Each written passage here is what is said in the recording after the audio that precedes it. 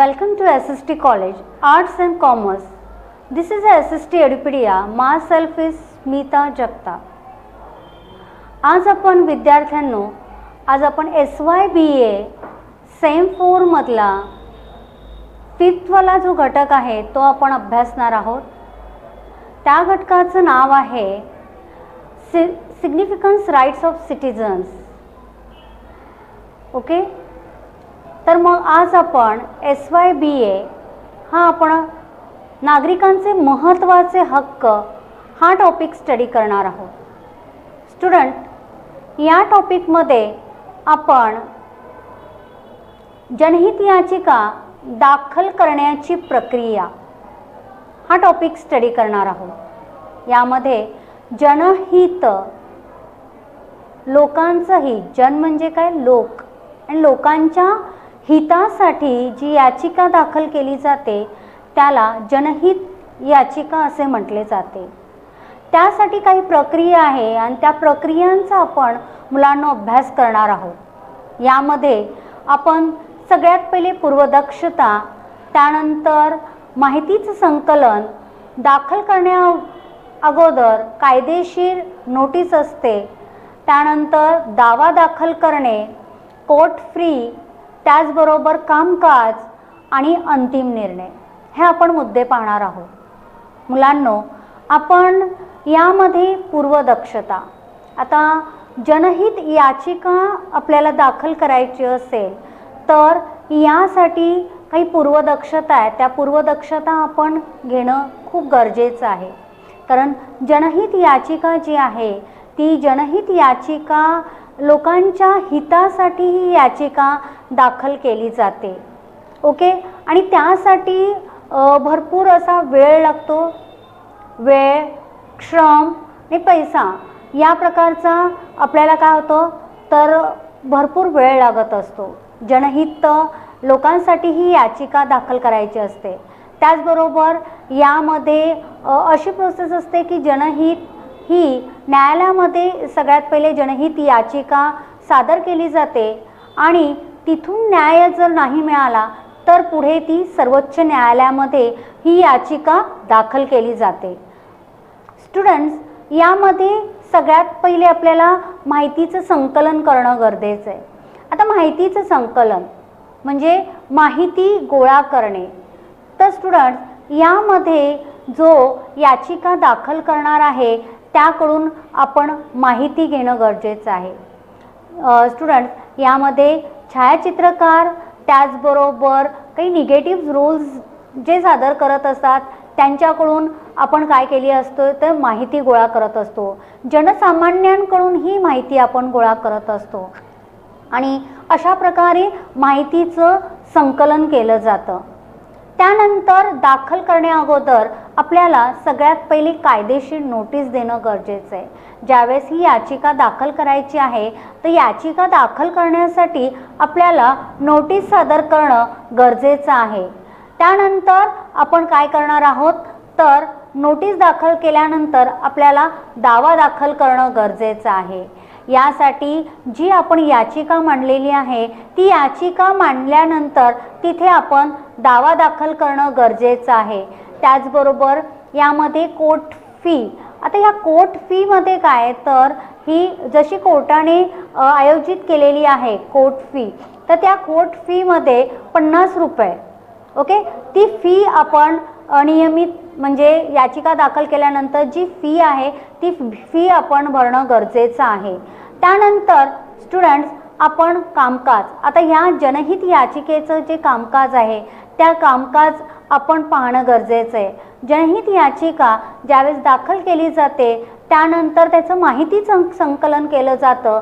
त्यानंतर सगळ्यात पहिले नोटीस काढली जाते. नोटीस काढल्यानंतर तो दावा दाखल केला जातो. त्यानंतर काय आहे तर कामकाज, कामकाज हे व्यवस्थित आणि पद्धतशीरपणे कामकाज केलं जातं. त्यानंतर अंतिम निर्णय, आता अंतिम निर्णय, आता या अंतिम निर्णयामध्ये जनहित याचिका आहे, लोकांच्या हितासाठी ही याचिका आहे आणि ही याचिका ज्यावेळेस सादर केली जाते स्टुडंट, यावर जेव्हा ती जनहित याचिका ज्यावेळेस सादर केली जाते त्यावेळेस कधीकधी जनतेच्या जर विरोधात जर ही याचिका सांगितली जाते तर ही प्रक्षोभ होण्याची जास्त शक्यता असते. जनतेच्या विरोधात असेल तर ती प्रक्षोभ निर्माण होऊ शकतो, परंतु जनतेच्या बाजूने असेल तर त्यावर काहीही घेतलं नाही जात. त्याचबरोबर जर आपण ही जनहित याचिका जर त्यांना न्यायालयामध्ये त्यांना नाही मिळालं तर ते कुठे जाऊ शकतात, तर सर्वोच्च न्यायालयामध्ये जनहित याचिका दाखल केली जाते. स्टुडंट्स, यासाठी ही जी जनहित याचिका आहे त्या जनहित याचिका ज्यावेळेस दाखल केली जाते आणि ही दाखल केल्यानंतर ही याचिका ज्यावेळेस सादर केली जाते किंवा नोटीस, पण हा जो कालावधी आहे तो त्या कालावधीला बराच वेळ लागत असतो आणि त्यामुळे ही याचिका म्हणजे वेळखाऊ पद्धत अशी म्हटली जाते. त्याचबरोबर जर जनांच्या बाजूने म्हणजे लोकांच्या बाजूने जर याचा न्याय लागला तर जनता ही खुश असते आणि जनतेच्या विरोधात जर ही याचिकेचा कोणताही निर्णय झाला तर जनता ही काय करत असते, तर प्रक्षोभ करत असते. यासाठी या प्रकारची अंतिम निर्णय घेतले जातात. नागरिकांचे हक्क, तर नागरिकांच्या हक्कामध्ये जसं आपण जनहित याचिका दाखल करण्यासंदर्भात जसं आपण अभ्यास केला तसं स्टुडंट आपण सेवा हमी कायदा हा दुसरा जो पॉईंट आहे तो आपण एक्सप्लेन करणार आहोत. यामध्ये पब्लिक सर्व्हिस गॅरंटी ॲक्ट असं सांगितलं गेलेलं आहे. यामध्ये सेवा हमी कायदा आहे. सगळ्यात पहिले महाराष्ट्र सरकारने ऑनलाईन पद्धतीने सर्टिफिकेट्स देऊ लागले. आपलं सरकार जे आहे त्या आपले सरकार या पोर्टलला जाऊन आपण कोणत्याही प्रकारचं काय करू शकतो, तर सर्टिफिकेट मिळवू शकतो. आता ही जी सेवा हमी कायदा आहे या सेवा हमी कायद्याअंतर्गत कोणकोणते मुद्दे आहेत ते आपण पाहूया. शासकीय सेवा आता घरपोच. सेकंड पॉईंट आहे लोकसेवा हक्क अधिनियम.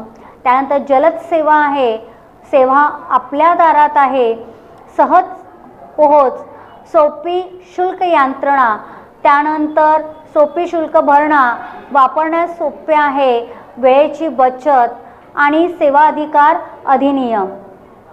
ऑनलाईन उपलब्ध असलेल्या नागरिक सेवा. सेवा हमी कायद्यामध्ये आपण पाहत आहोत की महाराष्ट्र सरकारने आपले सरकार हे ऑनलाईन केंद्र उभं केलेलं आहे आणि या केंद्रामध्ये आपण काय पाहणार आहोत, तर ऑनलाईन सर्टिफिकेट. मग कोणकोणत्या प्रकारचे सर्टिफिकेट आपल्याला यामध्ये मिळू शकतात बघा. सगळ्यात पहिला शासकीय सेवा आता घरपोच. ज्या शासकीय सेवा आहेत मी मगाशी सांगितल्याप्रमाणे तुम्हाला वेगवेगळे सर्टिफिकेट आहे. त्यामध्ये जर आपण बघितलं तर विवाह नोंदी आहेत, जन्म मृत्यूचा दाखला आहे, त्याचबरोबर आपण जर बघितलं तर बर्थ सर्टिफिकेट आहे. म्हणजे असे वेगवेगळे सर्टिफिकेट आपल्याला काय होत आहेत, तर ऑनलाईन मिळत आहेत. आणि शासकीय सेवा, आता शासकीय सेवा ही आता घरपोच आहे. म्हणजे काय, तर आपल्याला रांगेत उभं राहण्याची गरज नाही आहे. त्याचबरोबर ही सेवा जी आहे ती आपण काय करत आहोत, तर आपल्या घरामधून आपण ती काय करू शकतो, आपले सरकार या पोर्टलमध्ये जाऊन आपण काय करू शकतो, तर हा फॉर्म फिल करू शकतो. काही ती फॉर्मची फीज असते ती आपण फी दिल्यानंतर ऑनलाईन पे केल्यानंतर काही कालावधी असतो, त्या कालावधीनंतर हे आपल्याला सर्टिफिकेट मिळत असतं. स्टुडंट, यामध्ये लोकसेवा हक्क अधिनियम, त्याचबरोबर ही जलद सेवा आहे. ही सेवा जी आहे आपण यामध्ये जर बघितलं की जलद सेवा आहे अत्यंत, कारण यामध्ये आपल्याला रांगेत उभं राहण्याची गरज नाही आहे. त्याचबरोबर ही सेवा हमी कायदा जो आहे पब्लिक सर्व्हिस गॅरंटी ॲक्ट या अंतर्गत आपण हे जे पाहत आहोत हे सगळे सर्टिफिकेट आपल्याला जलद गतीने आपल्याला मिळत आहे. एक काही कालावधी असतो, सर्टिफिकेटचा फॉर्म फिल केल्यानंतर काही कालावधी असतो, त्या कालावधीनंतर आपल्याला हे सर्टिफिकेट मिळत असते. ओके, सेवा आपल्या दारात आहे. ही जी सेवा आहे ही सेवा घरपोच, त्याचबरोबर आपल्या दारामध्ये ही सेवा आलेली आहे आणि सहज पोहोच आहे. याची आपल्याला कुठल्याही कार्यालयात, सरकारी कार्यालयामध्ये जाऊन आपल्याला याची सहज म्हणजे कुठल्याही कार्यालयात जाऊन आपल्याला सर्टिफिकेट घेण्याची गरज नाही आहे. तर ते आपल्याला आपलं सरकार याच पोर्टलमध्ये ऑनलाईन हे सर्टिफिकेट आपल्याला काय होतं तर अवेलेबल होतं. त्याचबरोबर सोपी आणि शुल्क भरणा. ओके, आपल्याला जी शुल्क भरणा म्हणजे आपल्याला ही फीज प्रोसेस करायची असते, तर ते फ्री पण जी आहे ती फी आपल्याला ऑनलाईन पद्धतीने आपल्याला काय करायचं असतं तर भरायची असते आणि सहज आणि सोयीस्कररित्या फी आपण काय करू शकतो तर भरू शकतो. त्यानंतर वापरण्यास सोपे. जेव्हा हे आपलं सरकार हे जेव्हा पोर्टल आपण पाहतो आणि या पोर्टलद्वारे ज्यावेळेस आपण बर्थ सर्टिफिकेट किंवा कास्ट सर्टिफिकेट किंवा कास्ट व्हॅलिडिटी सर्टिफिकेट त्याचबरोबर असे वेगवेगळे जे सर्टिफिकेट आहेत जर आपल्याला पाहिजे असेल, त्यात डोमिसाईल सर्टिफिकेट, असे वेगवेगळे जे सर्टिफिकेट आहेत ते सर्टिफिकेट आपल्याला काय होत असतात तर आपल्याला आपले सरकार या पोर्टलवर आपण फॉर्म फिल केल्यानंतर आपण ते आपल्याला मिळत असतात. त्याच्यानंतर आता हे वापरण्यामध्ये खूप सोपं आहे. त्याचबरोबर वेळेची सुद्धा काय झालेली आहे तर बचत झालेली आहे.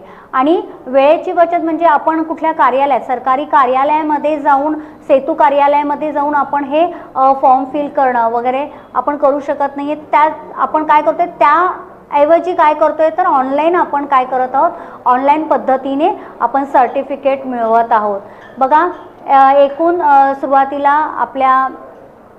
आपण जर बघितलं तर 46 प्रकारच्या 46 प्रकारच्या ज्या आहेत त्या 46 प्रकारच्या ऑनलाईन सेवा सुरुवातीला चालू झाल्या होत्या आणि ह्या सेवा आपल्याला ऑनलाईन पद्धतीने चालू केल्या गेलेल्या आहेत.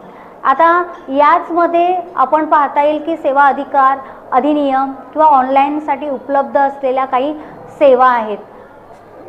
मुलांनो, यामध्ये आपण ज्यावेळेस अभ्यास करतो त्यावेळेस वेगवेगळ्या जन्म मृत्यूचा आहे, दुकानाचे जर आपल्याला शॉप लायसन्स जरी पाहिजे असेल तर शॉप लायसन्स, त्याचबरोबर बर्थ सर्टिफिकेट आहे, त्याचबरोबर आपण जर बघितलं तर मृत्यूचा दाखला आहे, कास्ट सर्टिफिकेट आहे, डोमिसाईल आहे. जेवढे आपल्याला सर्टिफिकेट जर आपल्याला पाहिजे असेल तर आपण आपले सरकार या पोर्टलमध्ये जाऊन आपण सर्टिफिकेट मिळवू शकतो.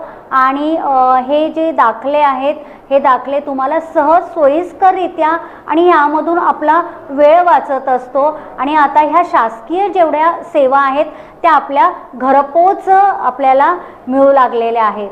ओके, त्याचबरोबर अत्यंत जलद गतीने ह्या सेवा उपलब्ध आहेत, सहज सोयीस्कररित्या. त्याचबरोबर जी शुल्क भरणा आहे, फीज प्रोसेस आहे, ती शुल्क भरणा पण अत्यंत सोप्या पद्धतीने ही सांगितली गेलेली आहे. म्हणजे अशा प्रकारच्या ह्या ऑनलाईन उपलब्ध असलेल्या नागरी सेवा आपल्याला उपलब्ध आहेत. तर अशा प्रकारे मुलांनो आपण 2 मुद्दे अभ्यासलेले आहे. यामध्ये आपण सेवा हमी कायदा हा अभ्यासलेला आहे आणि त्याचबरोबर आपण जनहित याचिका ती दाखल करण्यासाठी कोणकोणते प्रोसेस असते त्याचा आपण अभ्यास केलेला आहे. Thank you very much.